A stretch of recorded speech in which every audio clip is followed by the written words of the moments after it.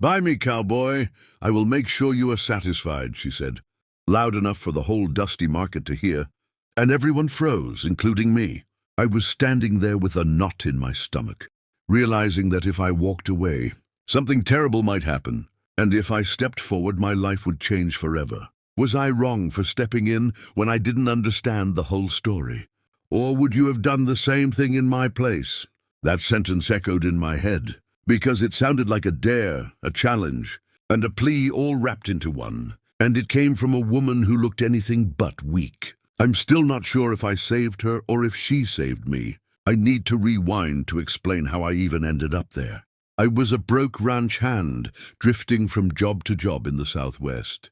The kind of guy who slept under the stars more often than under a roof. I'd just been paid in cash for a cattle drive and stopped by a frontier trading post that doubled as a market. People sold horses, tools, blankets, and sometimes labor contracts. It was rough, loud, and uncomfortable, and I usually kept my head down. That day, a small crowd had formed, and curiosity pulled me in. In the center stood an Apache woman, wrists free but posture straight, flanked by a trader who kept talking about contracts and terms like she was another mule. I hated the way he spoke about her, but I told myself it wasn't my business. Then she locked eyes with me. I don't know why she chose me, but she did. She stepped forward and said that line, clear and fearless. The crowd murmured. Some laughed, some sneered, and the trader grinned like he'd just won. My face burned. I wasn't there to buy anyone. I wasn't rich, powerful, or important. I was just a guy trying to survive. But the way she said it didn't sound like desperation. It sounded like strategy. I realized she was trying to control the moment, to choose her fate instead of letting it be chosen for her. I asked the trader what he meant by sale, and he dodged, saying it was a work arrangement, protection, food, shelter. His words were slippery. I turned back to her and asked her name. She told me, and then she said quietly, so only I could hear, that she needed out of that place, that the trader had trapped her with debts that weren't real.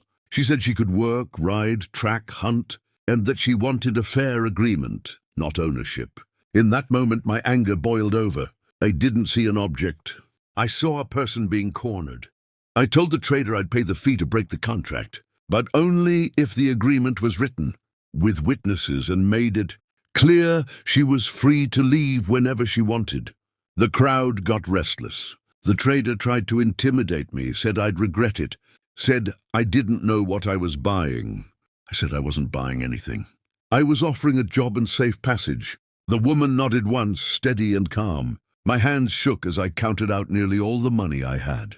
So that was the situation I was in, standing there, with the crowd watching, my money on the line, and a woman trusting me with her freedom. Before I tell you what happened next, I want you to pause and comment below what you would have done in my shoes.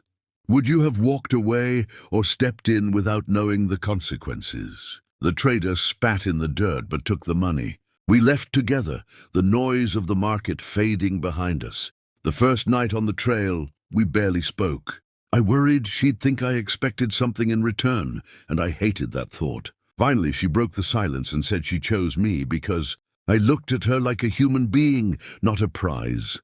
She said that line at the market because it forced people to reveal themselves, and it forced me to act. I told her she didn't owe me anything, ever. She smiled, and for the first time, I felt like I'd done something right in my life. Over the weeks that followed, she proved everything she'd said.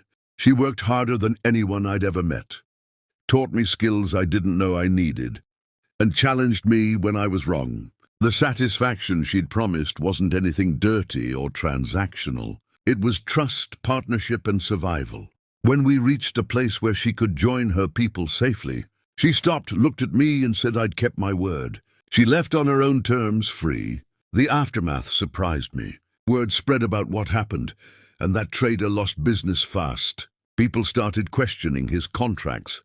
As for me, I was broke but changed. I learned that doing the right thing doesn't always look clean or simple, and sometimes a shocking moment is a test of who you really are.